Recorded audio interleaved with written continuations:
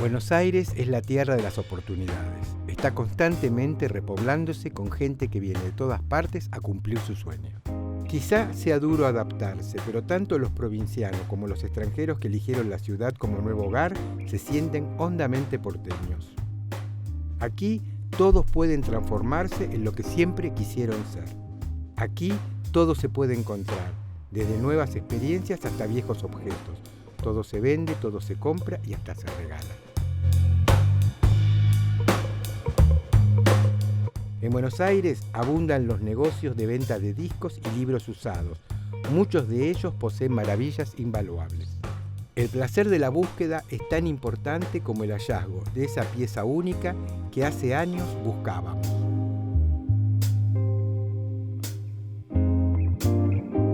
¿Qué tal? Sí, bien. ¿Podría escucharlo? Sí, claro.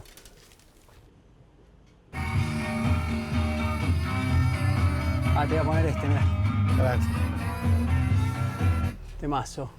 Es difícil encontrar Sí, alguna claro. menos un temazo en este disco. ¿Este lo conocías, la edición original? Sí, yo lo Venía con tenía, cierre lo compré en el bien. secundario. Venía con el cierre, Claro, yo lo tuve claro. yo. De Andy Warhol, ¿no?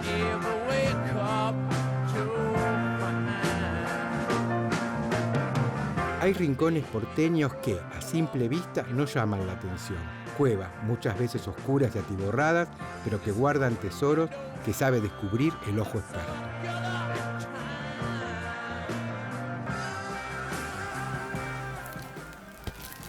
Las cosas se venden por su precio, pero a mí me importa su valor.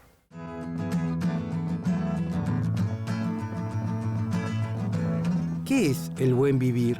Podríamos decir que vivir bien es, entre otras cosas, saber disfrutar del día a día, de cada experiencia a la que nos entregamos. Perderse en una librería de viejo es también un encuentro. Estar disponibles para el disfrute de libros encuadernados lujosamente, descubrir ediciones raras y versiones únicas, primeras ediciones de novelas que amamos. La ciudad esconde perlas en todas partes y todos podemos encontrarlas. Encontrar un tesoro ayuda a mejorar la vida.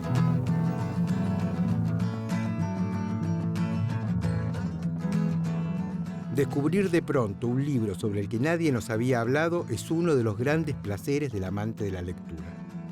Esa sorpresa nos vuelve a hacer sentir el placer que sentíamos de niños cuando descubríamos algo inédito, impensado, no previsto. Oh, Martín, ¿qué tal? ¿Cómo estás? ¿Bien? Muy bien, muy bien. Quiero hacerte una foto. Ahí está.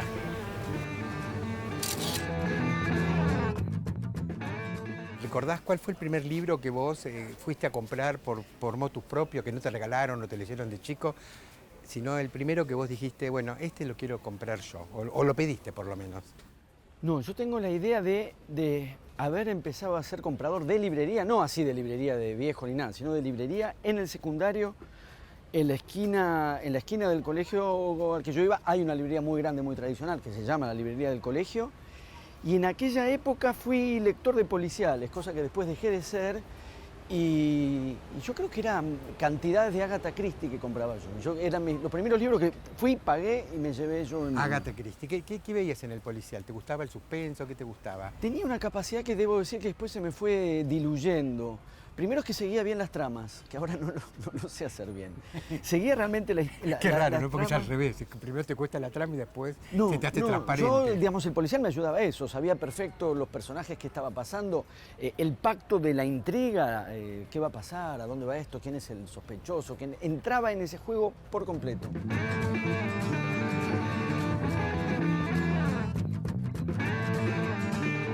Sos un gran buscador de libros de viejo, por ejemplo en el parque, en librerías de viejo. ¿Tenés alguna favorita? Voy bastante, voy a varias. En todo caso, lo que las búsquedas suponen para mí y por lo que frecuento realmente, Parque Rivadavia, Parque Centenario, o muchas librerías de viejo, es que hay cosas que si no, no podría leer porque no las encuentro. No se encuentra. Para mí tienen que ver con el hallazgo para la lectura, no del objeto fetiche de una edición o algo por el estilo, sino libros que no tengo, no son fáciles de conseguir y de pronto doy con uno de esos libros. ¿Qué tipo de libros son los que vas a buscar? Las cosas con la literatura y con los libros y con las grandes librerías es tan cruel que que a veces estás detrás de un libro que se publicó hace 4 o 5 años y ya no lo encontrás. No lo encontrás más. Lo que me sucede más a menudo es, voy a ver qué hay. A veces me vuelvo a mi casa con cosas que no...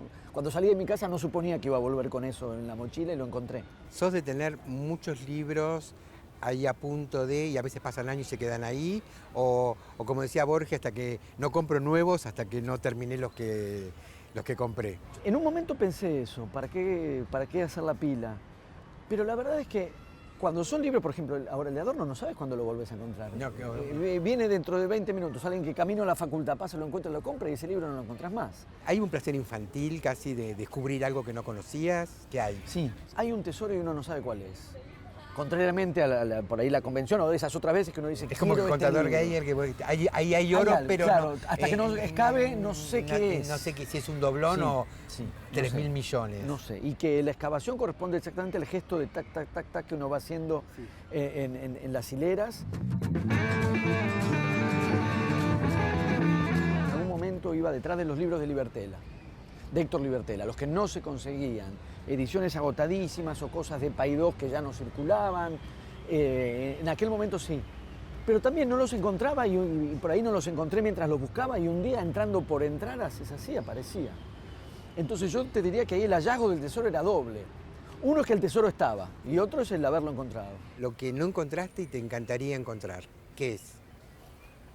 El tesoro que seguís buscando.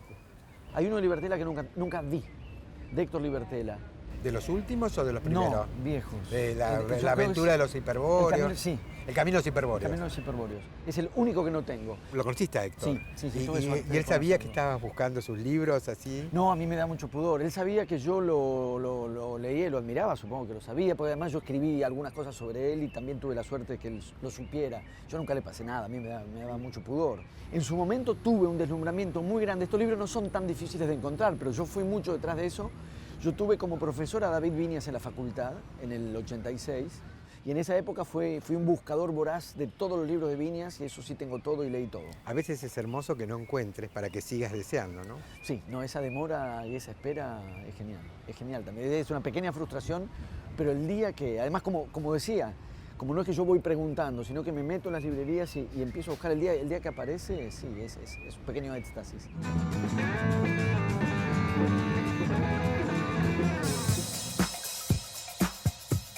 Busco libro de tango. Nacional, literatura nacional. Últimamente soy mamá, así que estoy buscando más artículos relacionados con la maternidad. Siento hasta el crujir de las hojas cuando las paso. Vengo a sorprenderme, digamos. Entonces leo un poco los títulos, autores, gente que no conozco. A veces pienso que los libros me encuentran a mí. La biografía de Charlotte Brontë, escrita por Elizabeth Gaskell. Uno de José Pablo Feynman, que se llama La sangre derramada. He conseguido ediciones de María Elena Walsh. Un pequeño libro de ensayos de Borges. Rosinia mi canoa de Vasconcelos.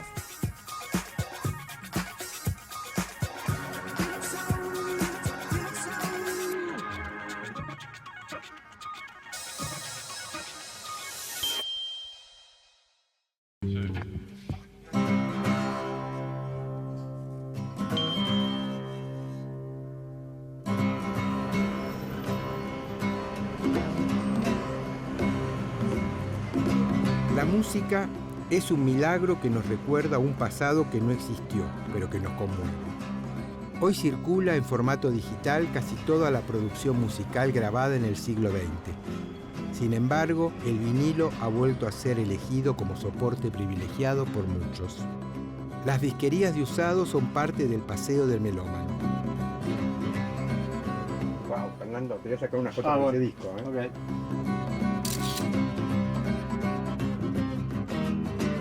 ¿Cuándo empezaste a juntar discos? Primero fue algún long play de los Beatles, siempre pedidos. Ya empezó a ser como obsesivo el tema de pedir para cumpleaños o para cualquier tipo de celebración un disco. Un disco al punto que mi vieja me decía, ¿te vas a vestir con discos? Y que cuando empecé el secundario, me acuerdo que me dijo, bueno, basta, ahora como que ahora ya empezó. Y no, todo lo contrario, ahí empezaba la cosa.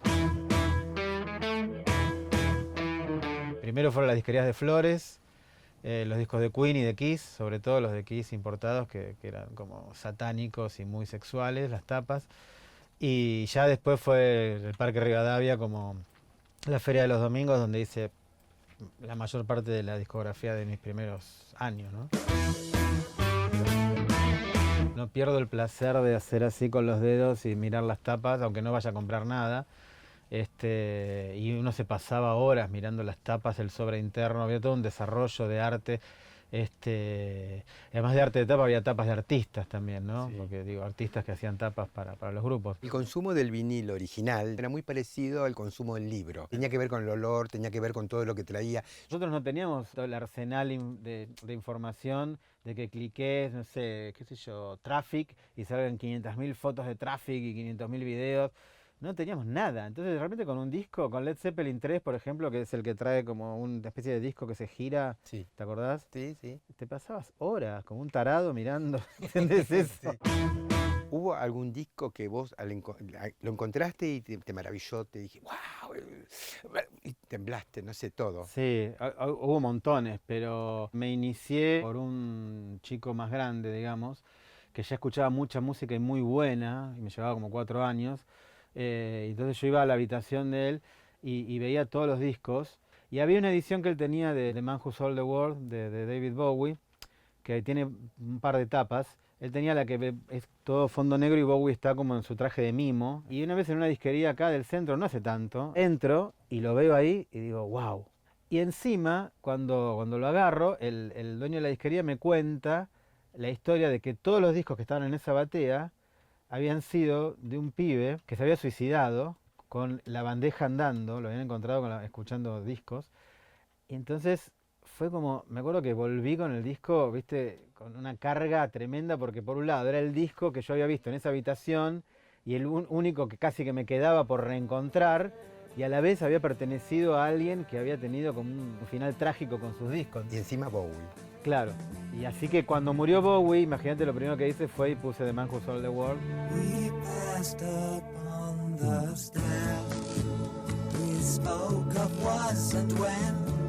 Yo tengo también una cosa muy, como te diría, espiritista con los discos usados, ¿no? Con los libros también. Pero creo que los discos vienen cargados porque la púa como electromagnética capta, digamos, la energía como del ambiente, por eso se llena de pelusa el disco y todo eso. Y creo que hay algo del que comprás del disco que te pasa a vos. Viene con fantasma. Viene con fantasma, tal cual.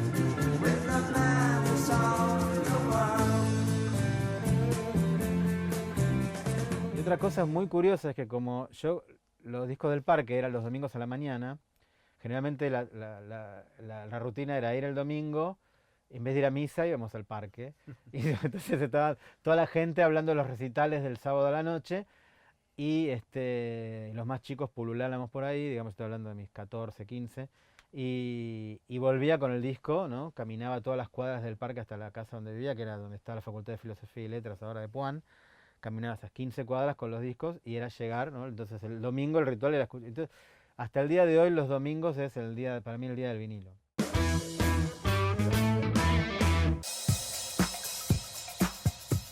Uno entra buscando la rareza, tapas diferentes, ediciones diferentes. Flamenco, poetas. Ahora estoy buscando funk, disco. Lo que busco es en realidad reencontrarme con los sonidos que mis padres, desde el momento en el que nací, me nutrieron, musicalmente hablando. Vas buscando una cosa y terminas llevándote un pilón de otras. Almendra 2 y Papo Blues 2 para mí son los discos icónicos de mi colección. Unas canciones catalanas antiguas, también poesía. Estileto, Lita Ford. Lo más importante es buscar que a veces encontrar. Este disco se lo trajeron a él ayer. Yo lo estoy buscando hace más o menos 6-7 meses. Sí, hace medio año que lo estoy buscando yo. De Gary Beer, de Crown.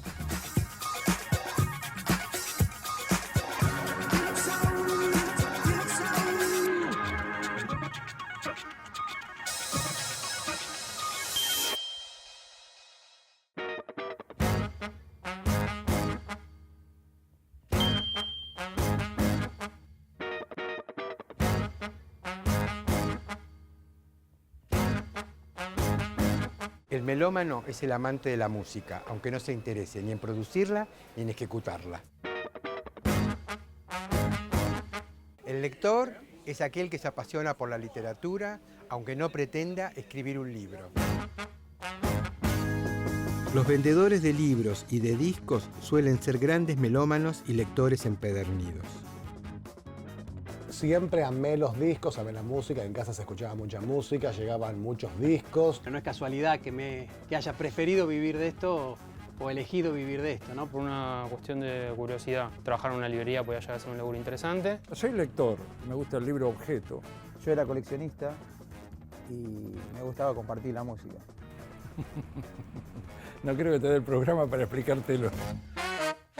Empezaron a aparecer joyas, que eran los discos descatalogados, discos que no se conseguían en las disquerías comunes, y eso ha hecho una característica de este tipo de disquerías. Hay un disco, por ejemplo, que tiene letras del padre Mujica que se llama La Misa del Tercer Mundo. Un disco que cuando estaba por editarse entró un comando de ultraderecha a la compañía RCA y destruyó todas las copias que había y se prohibió. Bueno, es muy difícil encontrar las pocas copias que sobrevivieron. Lo mismo pasa con algunos discos de tango, por ejemplo, discos de tango que se editaron en el año 56, 57, cuando la tecnología del vinilo prácticamente era una novedad y las tiradas eran muy chicas y nunca más se reeditaron y también son difíciles de encontrar. Discos como este que ahora está de moda, que en su época nosotros, los de más de 50, le cortábamos las puntas y por ahora es un sacrilegio y para muchos es el santo grial. Ver este de Sumo en su momento, pero que me lo firme. Que me lo firme él, no se compara con nada. ¿Qué haces, boludo? ¿Qué tenés este disco? Vos solo te lo compraste. Un boludo, acá hay un boludo que se compró un disco mío. Y así hay más, qué sé yo, discos del Flaco, que este es raro de encontrar. Son cosas así que te van quedando. El Negro Medina, que siempre viene, o él, que era un capo y que muchos no lo conocen. He visto unos cuantos libros, de todo un poco. Uno, a pesar de que no lee todo, por lo menos en mi caso tengo curiosidad por los libros, me gusta el objeto libro, entonces como que me interesan distintos libros, más allá de lo que lea o después descarte. Uf, cosas hermosas han pasado todo el tiempo, sobre todo yo que soy fan de Spinetta, de los Beatles, han pasado ediciones maravillosas, discos de colores. En general lo que más me gusta son los discos de colores, los picture discs, que son esos que se ven por allá. Todo lo que he querido alguna vez ha aparecido.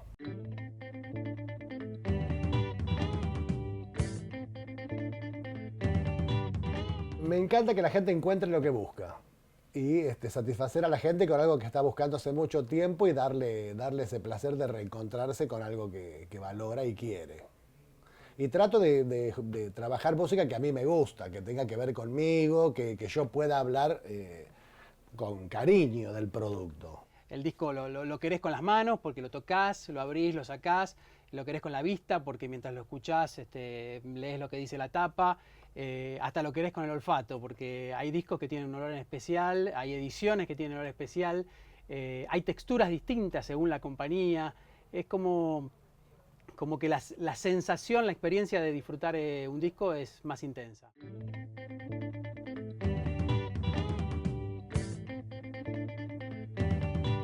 Uno se convierte en crítico de todo. Cuando trabaja en librería, las tapas, la caja del libro, las traducciones, la calidad del papel, más allá del contenido del libro. Lo que tiene de bueno es que de repente vienen una gente joven, pibes, lo podés orientar un poquito. Aconsejo a partir de lo que me gusta. Y bueno, también tiene que ver con lo que te piden, qué sé yo.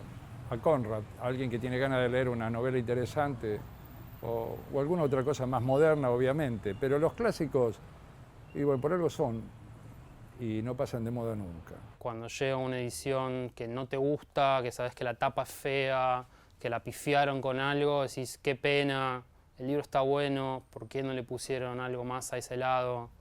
Te convertís en un crítico de los libros. Todo el tiempo estás hablando de música y todo el tiempo estás compartiendo con otra persona que viene acá, compartiendo sus opiniones, diciendo lo que les gusta, diciendo lo que no les gusta, justificando por qué te gusta algo, por qué no te gusta lo otro. Como el director técnico que somos todos, bueno, también todos somos un poquito críticos de música. Para mí el mejor consejo es el oído de cada persona.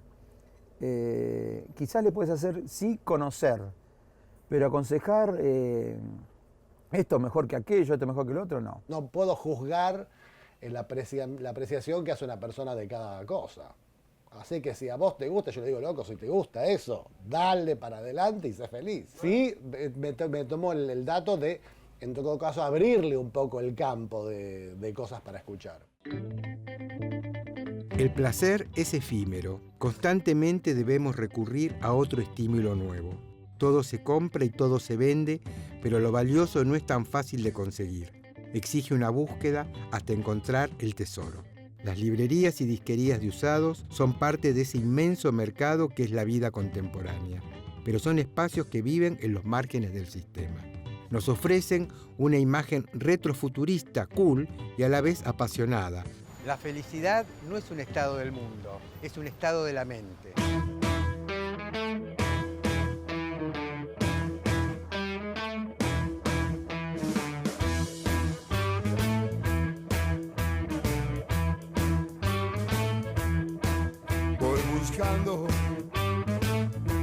Buscando un amor